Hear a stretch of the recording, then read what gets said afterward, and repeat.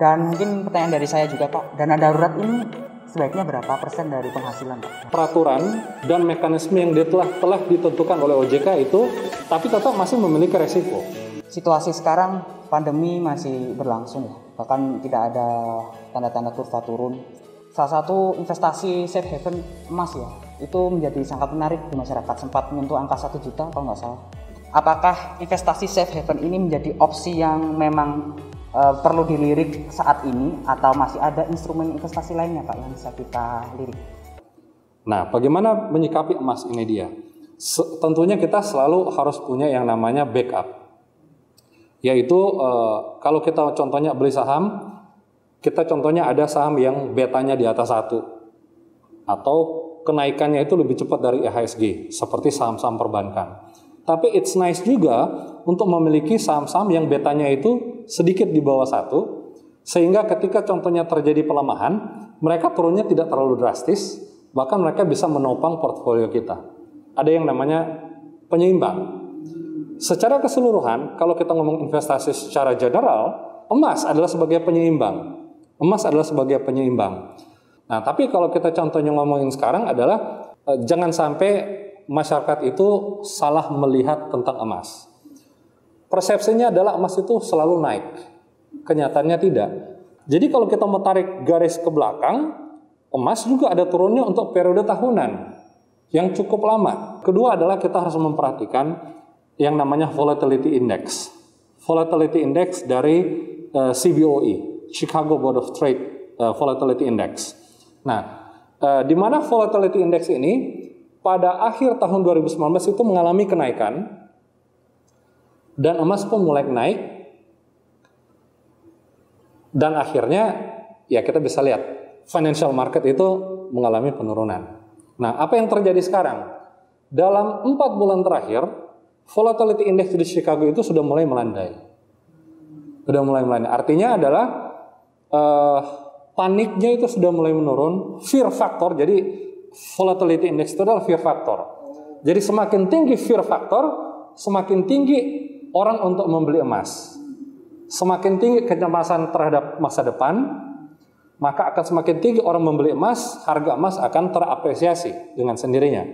Tapi apabila fear factor ini turun, berarti orang sudah melihat ke depannya, oke, sudah resesi. Oke, tapi kita udah accept kenyataannya. Nah, maka harga emas ya kita lihat seperti sekarang. Harga emasnya dari $2.000 udah turun ke berapa? 1.800 atau 1.900. Artinya ya hati-hati juga untuk menempatkan dana di emas.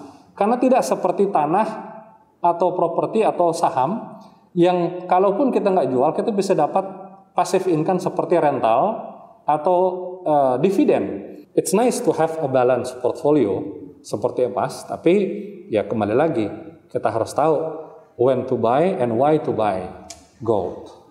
Jadi kembali ke pertanyaannya Pak, untuk instrumen investasi lainnya yang bisa menjadi pilihan apa Pak berarti untuk masa-masa ini? Obligasi negara. Ya, kita tahu resiko, ada resiko ya ada, tapi this is backed by the government. Seperti contohnya yang kemarin baru berakhir masa penawaran adalah sukuk retail 013. Nah, kita masih bisa cari itu nanti di secondary market bulan Desember, atau juga ori yang akan terbit nanti. Itu mulailah dari situ kalau contohnya untuk retail. Bisa juga ke saham, tetapi ya kita harus mencari perusahaan-perusahaan mungkin seperti consumer goods sekarang. Kita lanjut pertanyaan selanjutnya Pak. Salah satu berita yang belakangan ini trending, yang enggak belakangan ini sudah 1 bulanan gini ya, trending, PTJ, tahu Pak ya? Ya. Sebuah perusahaan financial planner yang mereka melewati kewenangannya. Apakah ini bisa menjadi sebuah tanda-tanda atau warning ya bagi para anak muda supaya mereka bisa memilah atau memilih perusahaan atau financial planner ataupun manajer investasi atau apapun itu, biar mereka lebih yakin dengan apa yang mereka pilih? Ya, jadi ini adalah case yang saat ini memang saya sempat ikuti, bahkan kami sebagai bagian daripada Satgas Waspada Investasi juga sudah beberapa kali sebenarnya, baik OJK, Bursa Efek Indonesia, perusahaan sekuritasnya itu sebenarnya sudah beberapa kali berinteraksi dengan masyarakat. Tetapi memang inilah problem kita ya. Survei literasi keuangan Indonesia, perbankan mengalami kenaikan dari 20-an% menjadi 30-an%. Insurance juga, literasi keuangan di bidang asuransi juga naik di tahun 2013, 2016, dan 2019. Dan yang parahnya itu adalah pasar modal. Di mana disinilah yang sebenarnya yang namanya investasi itu orang harus literate tentang pasar modal. Fenomena ini adalah bagaimana masyarakat Indonesia itu terliterasi dengan baik untuk seluruh produk keuangan yang ada di Indonesia, terlebih pasar modal.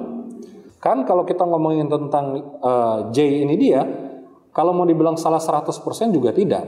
Dia memiliki sebuah izin pasar modal, tapi memang yang dilakukan adalah melebihi daripada perizinannya tersebut, tidak dalam koridornya. Nah, untuk itulah sebenarnya dari case yang ada di sini dari waktu ke waktu, dan kita tahu bersama Pak Nehru adalah the crimes in the financial market itu evolve.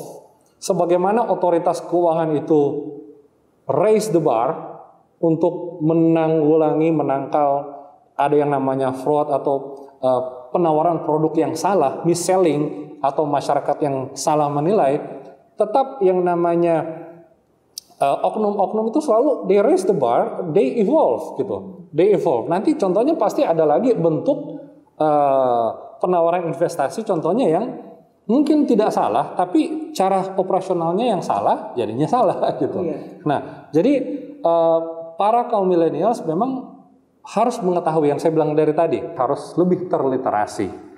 Baik, kita lanjut Pak. Ada sebuah isu atau rumor ya yang cukup trending, yaitu generasi milenial terancam tidak mampu membeli rumah atau properti. Bagaimana pendapat Bapak terkait itu? Ada beberapa hal ya. Kalau kita telaah ke depannya,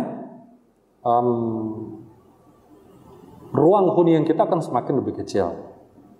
Otomatis hukum supply and demand akan dengan sendirinya menaikkan harga daripada properti. Itu satu. Kemudian pemerintah menggodok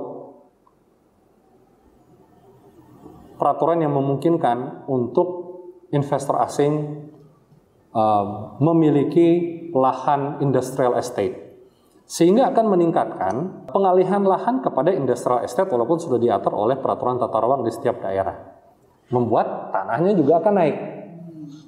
Ini memicu kepada yang saya perhatikan adalah kenaikan harga propertinya melebihi daripada kenaikan inflasi. Nah, ini membuat kalau millennials ke depannya itu sudah ada inherent risk daripada kenaikan pengurangan supply, berkurangnya supply untuk perumahan. Kemudian ditambah lagi dengan metode kenaikan gaji yang selalu di-pack kepada inflasi, disertai dengan kenaikan harga properti yang lebih tinggi, membuat akan kesulitan para kaum millennials ke depannya untuk bisa membeli properti yang artinya sesuai dengan keinginan mereka gitu ya, bukan sembarang properti. Nah, inilah yang contohnya membuat kita butuh sesuatu di luar pendapatan kita, gaji itu, untuk bisa mengakali agar supaya walaupun kenaikan harga properti lebih tinggi dari bunga bank, lebih tinggi dari inflasi secara keseluruhan, kita masih bisa untuk mendapatkan propertinya. It's quite tricky dan memang membutuhkan yang namanya perencanaan keuangan dan juga investasi. Sebagai penutup Pak, apakah ada kalimat yang ingin Bapak sampaikan kepada teman-teman milenial mungkin? Ada pepatah dari kakek saya mengatakan, bijaklah menggunakan uang karena uang itu lebih pendek umurnya daripada waktu.